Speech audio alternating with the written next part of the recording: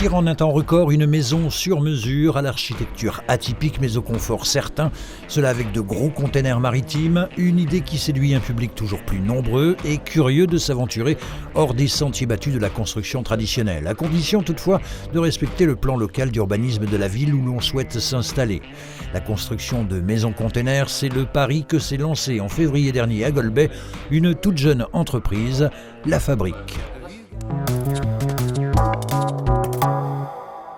Livraison assez atypique ce jeudi après-midi à Golbey. Ce spécialiste du marché immobilier a reçu ses premiers containers d'occasion rachetés auprès d'armateurs de grands ports européens. Des containers qui vont entamer leur seconde vie.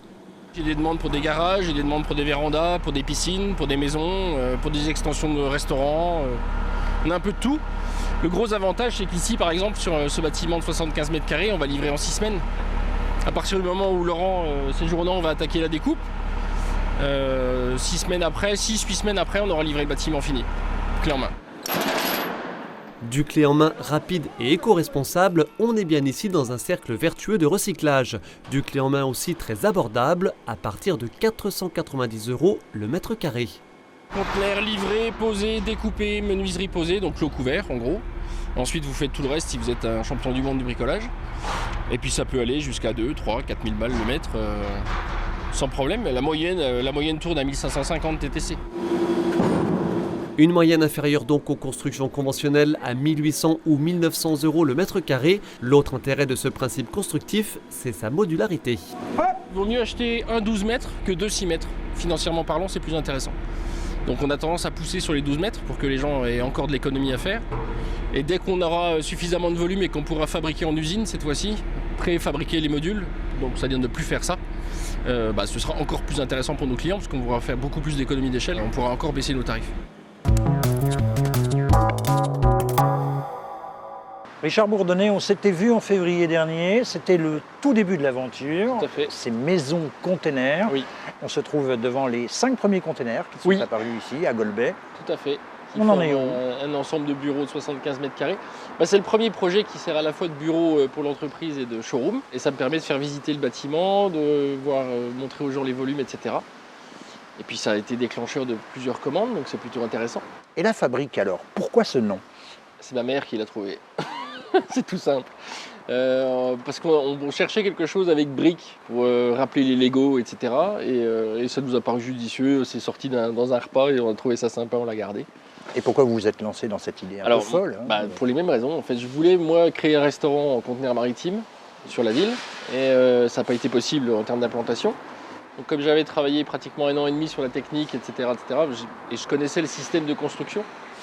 Bon, après une rapide étude de marché, on s'est lancé et j'ai répercuté ce que j'avais appris en technique sur les constructions, tout simplement. Ça se passe comment, en été, en hiver ? Ça conserve bien la chaleur et ça laisse assez bien rentrer la fraîcheur pour le coup. Donc c'est parfaitement identique à une construction traditionnelle en briques, en agglo, en ce que vous voulez, même en ossature bois d'ailleurs. Le seul avantage, c'est la rapidité de construction et le petit côté vert de recyclage de conteneurs. Il y a à peu près 300 millions de boîtes qui circulent dans le monde. Il y en a de très nombreuses qui sont laissées dans les ports à dépérir, entre guillemets. Donc c'est intéressant de les récupérer. C'est un matériau qui commence à coûter malheureusement beaucoup plus cher qu'avant. Mais ça reste très intéressant en termes de coûts de construction et de technique de construction, parce que c'est une fois de plus très rapide, quoi. Mais ce ne sont pas des containers en fin de vie. Non, ce ne sont pas des derniers voyages, effectivement, qui eux ne sont pas adaptés, c'est-à-dire qu'ils sont trop abîmés pour être utilisés. La structure n'est pas suffisamment sûre pour qu'on l'utilise en construction. Alors si vous le voulez bien, on va aller faire un petit tour à l'intérieur. Avec plaisir.